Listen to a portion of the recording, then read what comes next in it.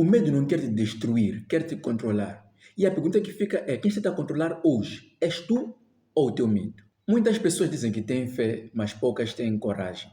E hoje eu vou te ensinar a superar o medo usando algo que é muito mais forte, que é a confiança. E até o final do vídeo você vai entender porque que o medo pode estar a ser o maior sinal de que você está no caminho certo. O medo não aparece quando você está confortável, mas sim quando você está prestes a crescer. Seja um novo projeto, novo relacionamento, nova responsabilidade ou nova fase. O medo aparece quando algo é maior do que a tua versão atual. E aqui é que encontramos o problema.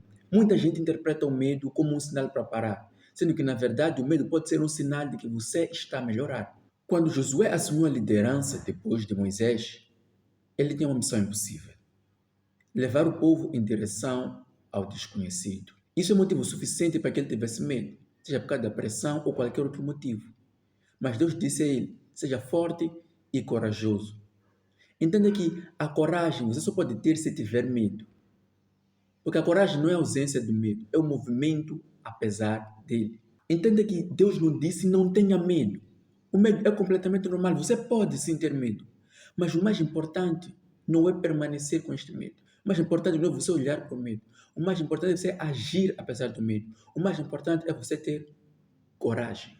O medo só é tão forte porque faz muito barulho e traz os questionamentos gerados. E se eu der errado? E se eu fracassar? E se rirem de mim? Mas a coragem é o oposto. Ele traz as perguntas certas. E se eu der certo? E se na verdade eu for mais forte do que eu penso? E se esse for o começo de uma transformação? Nós muitas vezes preferimos ouvir quem mais fala do que aquele que está correto. E neste caso, a coragem está correta. E se o teu medo for a única barreira entre tu e o teu sucesso? Tu não vais te arrepender. Fé é acreditar que algo é possível. Confiança é agir como se fosse. Muita gente acredita, mas pouca gente age. Quando Pedro saiu do barco em direção a Jesus, ele não tinha provas. Ele só tinha fé. Uma palavra. E enquanto ele olhava para Jesus, ele andava sobre as águas. Algo que deveria lhe afundar.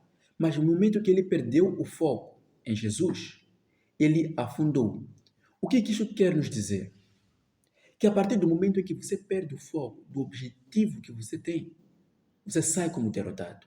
Agora que você já entendeu que o medo realmente é mau, vamos aprender a superá-lo em 3 passos, com confiança. Passo número 1. Pare de esperar sentir segurança. A segurança não te vai ajudar e não vai chegar o momento perfeito para você começar a fazer as coisas. Prefira começar o mais cedo possível, porque a confiança vem depois de você começar a agir e não antes. Passo número 2. Dê passos curtos. A confiança cresce com ações repetidas. Então, quanto mais você fizer, quanto mais constante você for, mais confiante você vai se sentir. Passo número 3, extremamente importante. Mude o foco.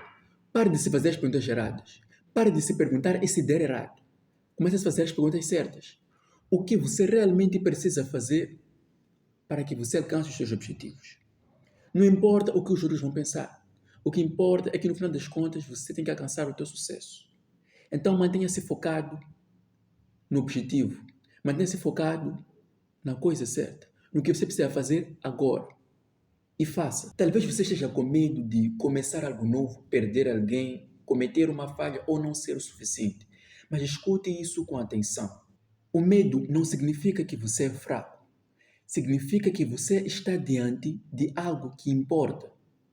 E coisas que importam exigem coragem. A vida que você quer está do outro lado do medo. Ter coragem não é não ter medo, é agir apesar dele. Você não precisa eliminar o medo, você só precisa parar de obedecer. Chamo-me Tarcís e se esse vídeo foi bom para ti, convido-te a te inscrever no canal. Deixe o like, comente, compartilhe com quem você acha que precisa ouvir esta palavra.